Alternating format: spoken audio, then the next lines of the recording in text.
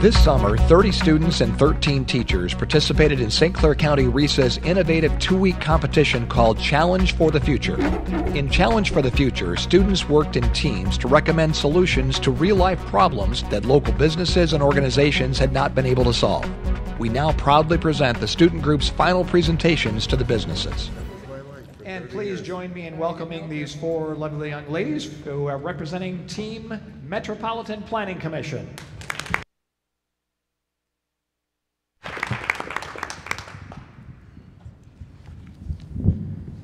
Hello, I'm Natalie Modrich and I go to Port Huron Northern. I'm Aubrey Grievemeyer and I go to St. Clair. I'm Larissa Marcelli and I go to Marysville.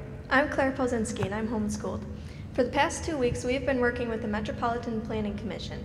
They have a master plan that needs updating every 5 years. They hold monthly planning meetings and visioning meetings when they update. Currently, older men make up the majority of the meeting's demographic. Our challenge was getting younger people, focusing on those under 30, involved in the planning of their parks. Okay, well, St. Clair County Parks has done various things to get the word out about one of them, which is surveys. They sent out 5,000 surveys, but unfortunately only got 56 responses. Another thing they have done are newsletters.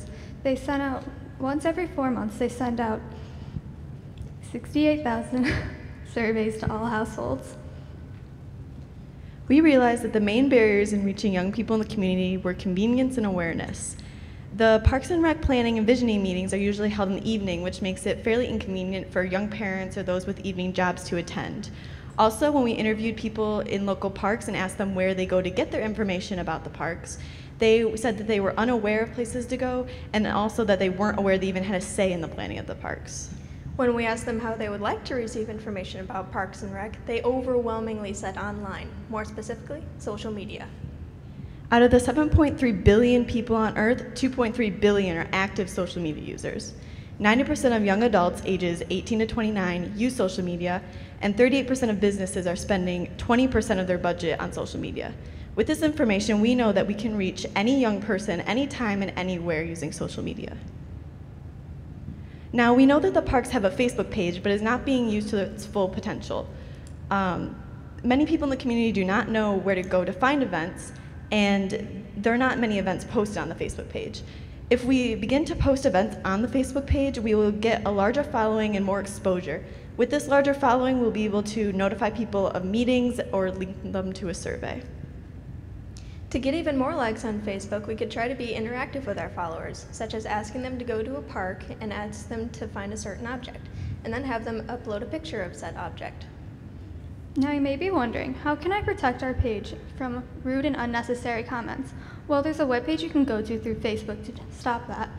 You can set it up so that no comments will be posted on the page until they are approved by a moderator. A moderator could easily check the page once every morning and approve and respond to comments they'd like to have seen on the page. Facebook also has a feature where you can boost posts. This is great for boosting surveys. You can pick the demographic and geological location, set the budget and days, and boost the post to those you wanted to see. Facebook also has a feature called Facebook Live. We made a brief video to tell you more. Facebook also has this great feature called Facebook Live. It can be used to help stream planning meetings while they are happening. This would allow people to be able to watch meetings anytime and anywhere. People can also leave comments on the page regarding the meeting as a way for them to give input. Another way to attract social media to the park's pages is to have an Instagram. 90% of Instagram users are younger than 35, and there are studies that prove that visuals are the easiest way to capture a person's attention. So, if we were to post engaging pictures with informative captions, then we're most likely to get a larger following. We could also post a link to the Parks and Rec survey in our biography so that when people go to our profile, that's the first thing they see and it's easily accessible. Twitter is a quick and convenient way to connect with the community. 29% of millennials use Twitter, and 26% that say that Twitter is their favorite social media. Twitter will give the Metropolitan Planning Commission access to the community 24/7. With the ability to post Twitter polls, the Metropolitan Planning Commission will get feedback from the community 24/7 year-round. It is also more convenient for users because they do not have to go to a separate site to give their input. They can do it right in their feed. Some may be wondering, how can we get the word out about our social media pages? Well, based on the responses we gathered from those we interviewed, people have no idea where to find information about the parks, which tells us the parks need to better advertise. One way to get the word out would be to contact local businesses and user groups. We could contact them through social media, request that they follow us, and even possibly give our page a quick shout out. We also need to make sure that the posts that are posted are something that people would like to share. If people share it, other people will notice it, and it's a quick, easy, and effortless way for people to notice our page. It is already known that the Parks and Rec send out newsletters to every home in the county. To better utilize this newsletter, we could have a section in it that helps to boost social media, simply saying the names of the accounts. Another way to advertise would be to update the logo. A simple and easily remembered logo could stay in the back of a person's mind for a long time, which would help them remember their parks. Our other idea is business cards. Business cards are easy to get and very affordable. They're also incredibly convenient for the public.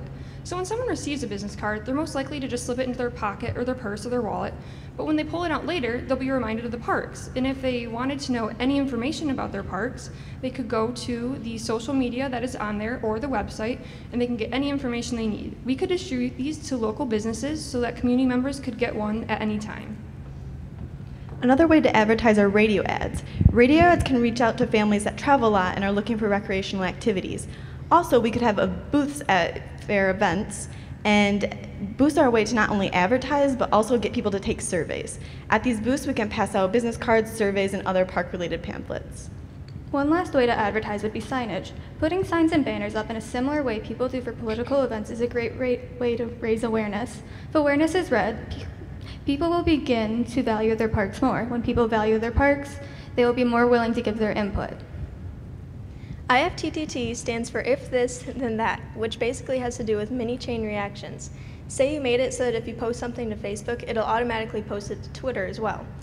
These combinations are called recipes, and they can be used to create all sorts of things. We made a brief video to explain how This it is IFT, and you can look for recipes to do a bunch of different actions. I'm going to search Facebook Live, and I'm going to click the recipe that says Facebook Live to Twitter. So I'm going to scroll down, click this, and this, when you start a Facebook Live, it will post a tweet to Twitter that tells people on Twitter that you started a Facebook Live so they can go watch. And I'm going to add it, and done. And then it will do that every time. And you can also create your own recipes. So I'm going to create a recipe,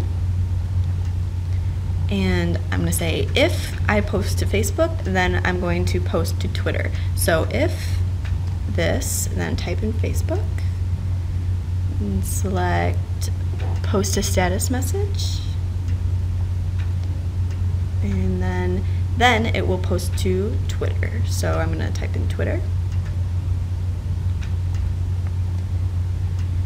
and click post a tweet. So create the action, and then there you go. It's really simple. Knowing that social media isn't the only answer, another solution to our challenge is to get high schoolers involved through the National Honor Society.